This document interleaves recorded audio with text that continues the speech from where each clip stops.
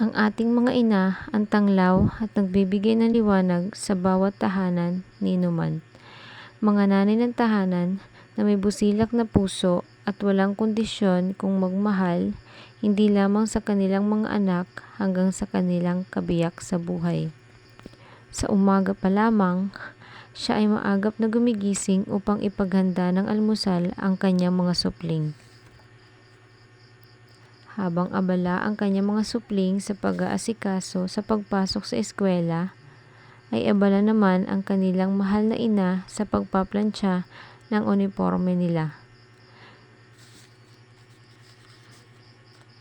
Pagkatapos kumain, ang tanging ilaw ng tahanan na ito ay maghuhugas na ng mga plato.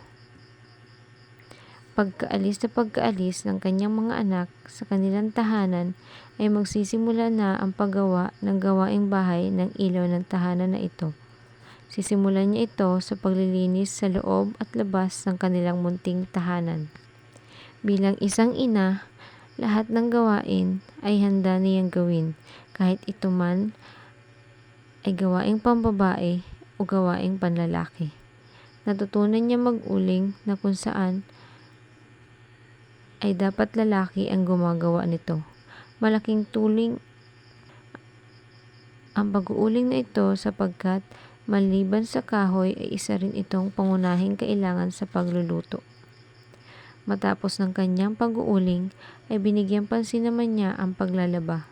Iba pa rin talaga kapag mga ilaw ng tahanan ang naglalaba ng ating mga maruruming damit sapagkat nalilinis talaga nila ito ng maayos at sinisigurado talaga nila na walang maiiwan na kahit anong dumi o mancha sa ating mga damit. Pagsapit ng gabi, lahat ng mga nilabhan at natuyong damit ay kanya na itong itinutupi.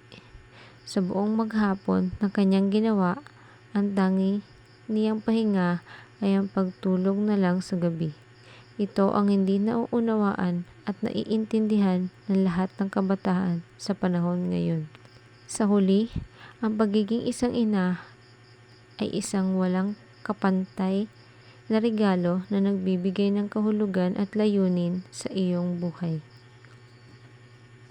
Ang iyong karanasan bilang isang ina ay nagbibigay daan sa iyo upang maging mas mabuting tao, mas mapagkakatiwalaan at mas may malasakit sa kapwa. Sa huli, ang pagiging isang ina ay isang walang kapantay na regalo na nagbibigay ng kahulugan at layunin sa iyong buhay.